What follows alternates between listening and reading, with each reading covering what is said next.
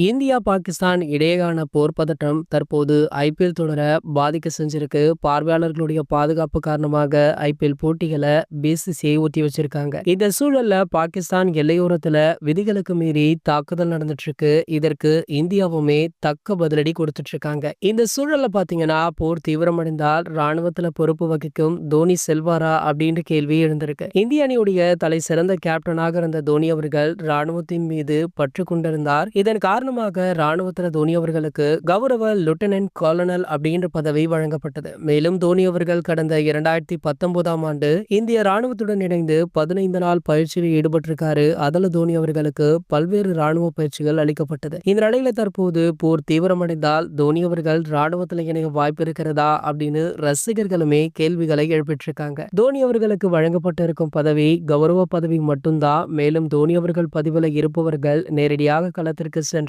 சண்டை போட மாட்டாங்க. பதிலாக ராணுவ வீரர்களுக்கு உதவி செய்யும் பார்ட் டைம் தன்னார்வலர்கள் தான் அப்படின்னு சொல்லப்படுது.